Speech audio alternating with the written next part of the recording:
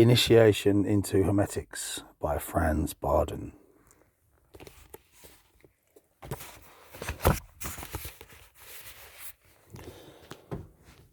Magic Mental Training 2.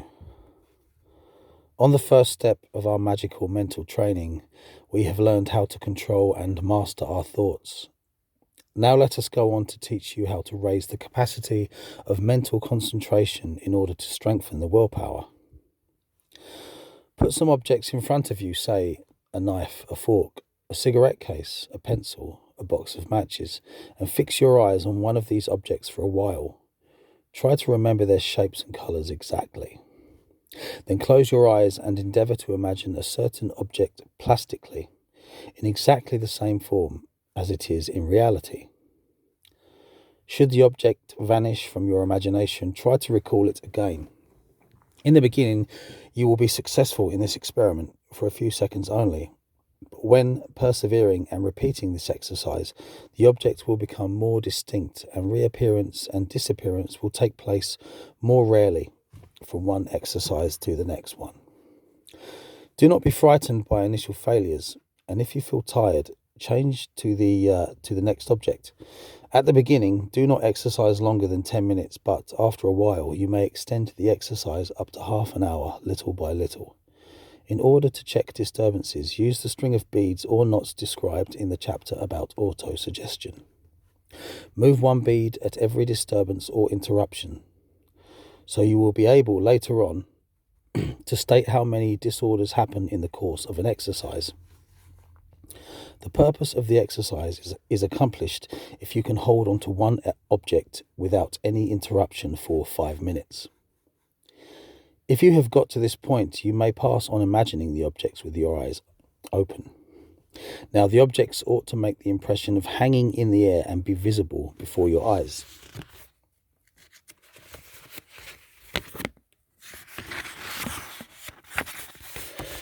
In such a plastic shape as to seemingly be tangible. Apart from the one object you imagined, nothing else of its surroundings must be noticed. Check eventual disturbances with the aid of the string of beads here also. If you have succeeded in holding on to any object hanging plastically in the air for 5 minutes without the least incident, the task of the exercise has been fulfilled. After the visual concentration, let us make an inquiry about the auditory concentration.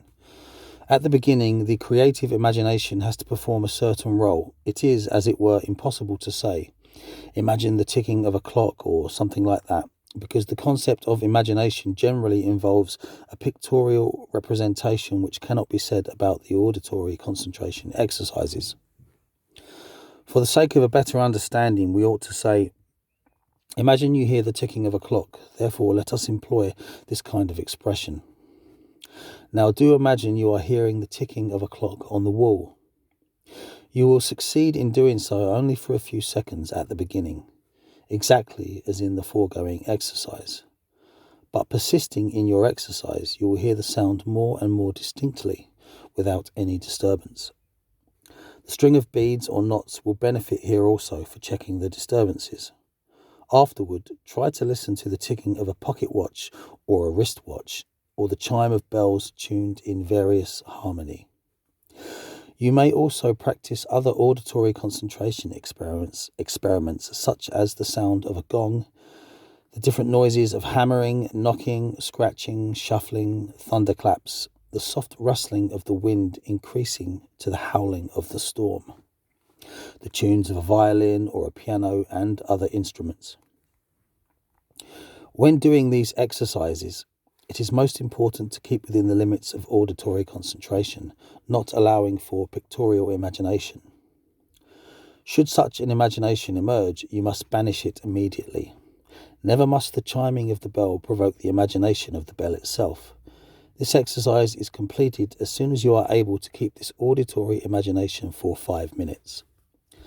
Another exercise is the sensory concentration. Try to produce the sensations of cold, warmth, gravity, lightness, hunger, thirst, tiredness, and hold on to this feeling for at least 5 minutes without the slightest visual or auditory imagination.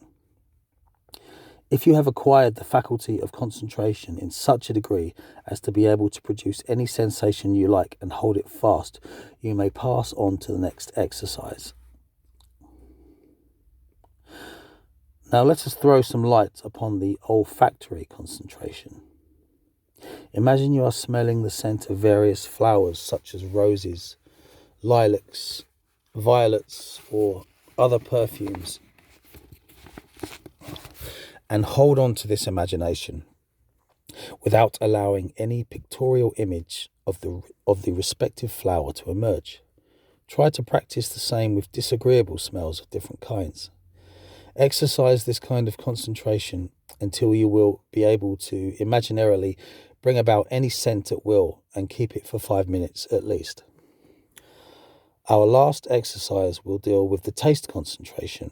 Without thinking of any food or drink or without imagining the same, you have to concentrate on taste.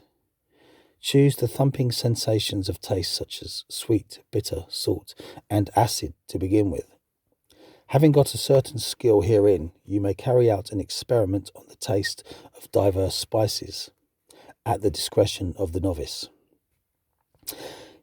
If he has succeeded in producing any sensation of the taste chosen and holding on to it for at least 5 minutes, the purpose of this exercise is fulfilled.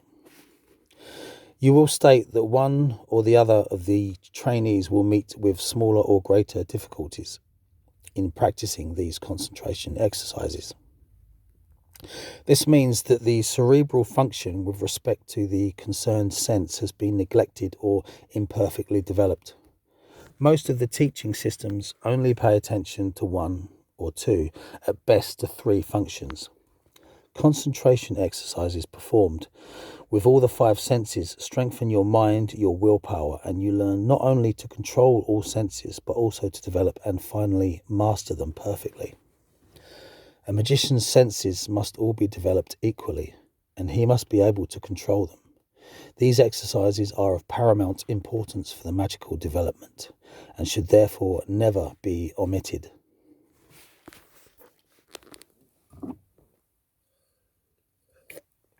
Hot chocolate break.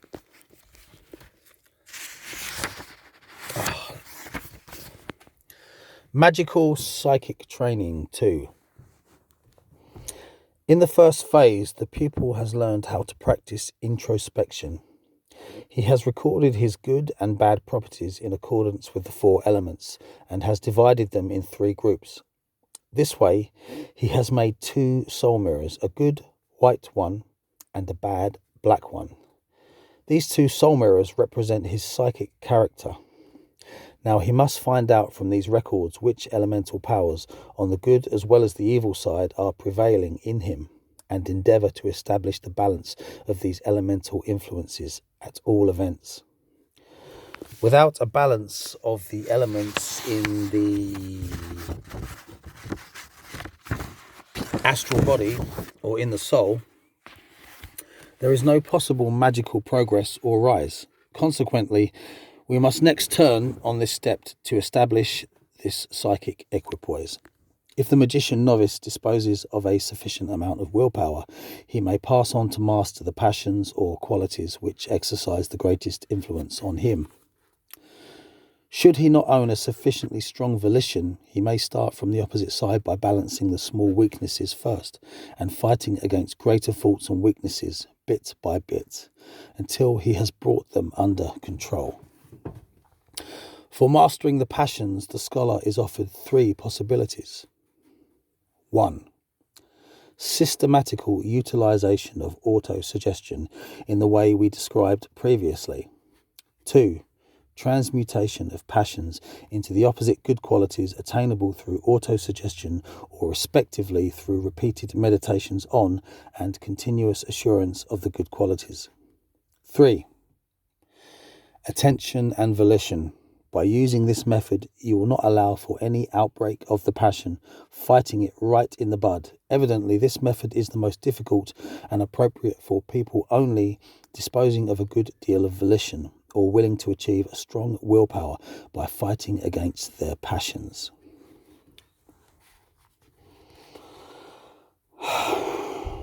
If the novice has time enough on hand and wishes to advance as fast as possible in his development, he may use all the three methods. The most profitable way is to orientate all methods towards one single direction. For example, conscious eating, magic of water, and so forth. Then success will not be far off. The purpose of this step is the balancing of the elements in the soul. The scholar ought therefore to endeavour quickly and surely to get rid of these passions which most hinder him from being successful in the magic art. Under no circumstances should he start with exercises belonging to the steps ahead before being absolutely possessed with the exercises of the second step and having booked a sweeping success, especially in balancing the elements too.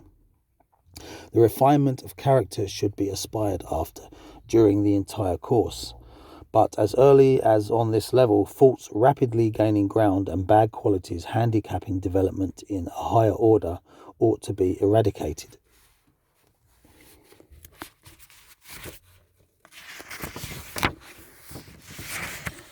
Magic physical training 2. The tasks of the magical training of the body according to step 1 must be retained and ought to become a daily habit, such as washing with cold water, rubbing the body from head to toe, athletic exercises in the morning, magic of water, conscious breathing, and so on and so forth. The second step training of the body orders a change of the breathing exercises. In the previous step, we have learned how to breathe consciously and convey the desire inhaled together with the air through the Akasha principle to the bloodstream via the lungs. In this chapter, I am going to describe the conscious pore breathing. Our skin has a double function, i.e. the breathing and the secretion. Therefore, we may consider the skin as a second piece of lungs and as a second kidney of the body. Everybody will understand now for which important reason we have recommended dry brushing, rubbing, washing with cold water, and all the other directions. First of all, this was intended to exonerating our lungs completely and our kidneys partially, and secondly, to stimulate the pores to a greater activity. It is certainly superfluous to explain how very profitable all this is for the health. From the magic point of view, conscious pore breathing is of the utmost interest for us, and therefore we shall pass on to practice instantly. Sit down comfortably in an armchair or lie down on a sofa and relax all your muscles. Try to think that with each inspiration, not only your lungs are breathing, i.e. inhaling air, but the whole body is doing so. Be firmly convinced that, together with your lungs, simultaneously, each single pore of your body receives vital power and conveys it to the body. You ought to feel like a dry sponge which, when dipped into water, sucks it in greedily. You must have the same feeling when breathing in. This way, the vital power will pass from the etheric principle and your surroundings to yourself. According to his character, each individual will feel this entering of vital power through the pores in a different manner when, after a certain amount of time and repeated exercises, you are skilled in inhaling through the lungs and with the whole body simultaneously. Connect the two breathing methods to your desire inhaling, i.e. breathing in health, success, peace, mastering of passions, or whatever you need most urgently. The fulfillment of your desire imparted in the present and commandant moods is to be realized not only through the lungs and the bloodstream,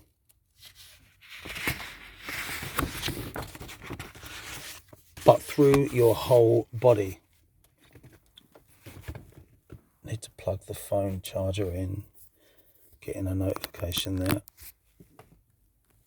Right, we're charging.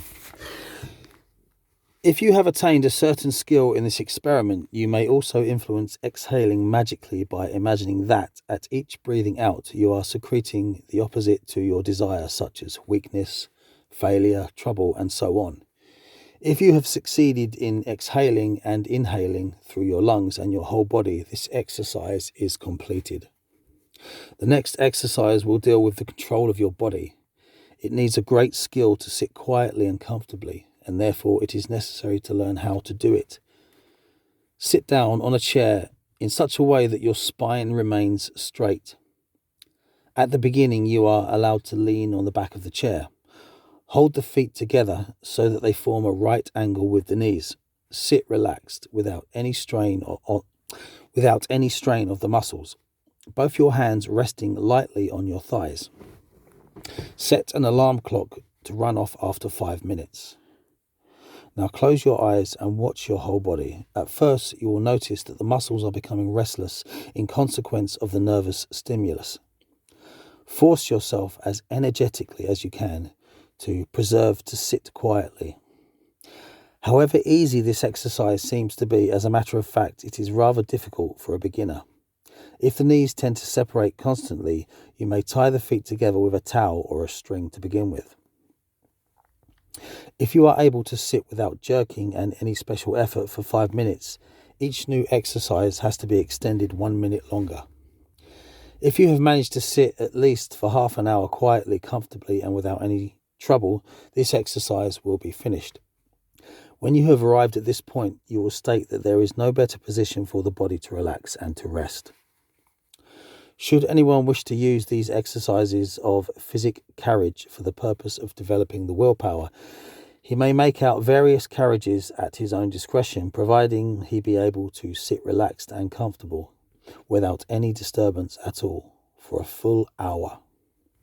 The Indian yoga system recommends and describes quite a lot of such positions in the chapter of asanas, asserting that one may win various occult powers by mastering them.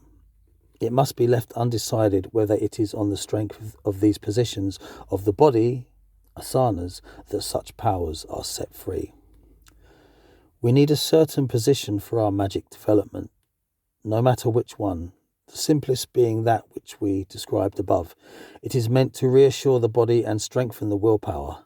The main point will always be that the mind and soul are in need of an undisturbed action of the body, a problem to be discussed in special exercises further on. Those scholars who become very tired mentally as well as physically in performing the exercises of the first and second steps and fall regularly asleep during the concentration and meditation exercises will do best practicing them in the aforementioned position. The beginner ought to practice this sort of body control in his everyday life. He will find a great deal of opportunity by observation and attention. For example, if you feel tired, force yourself to do something else in spite of your tiredness, irrespective of this being any hobby or a short walk. If you feel hungry, put off the meal for half an hour. If you feel thirsty, do not drink on the spot, but wait for a while. Being used to hurry all the time, try to act slowly and the other way round. Anyone being Peter Slowcoach should make a point of working fast.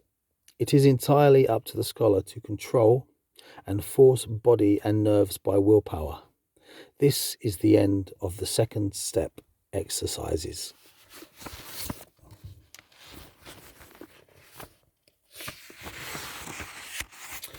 Summary of all exercises of step 2. 1. Magic mental training. 1. Autosuggestion or the unveiled enigmas of the unconscious. 2. Concentration exercises. A. Visual, optical. B. Auditory. C. Sensory. D. Olfactory. E. Taste.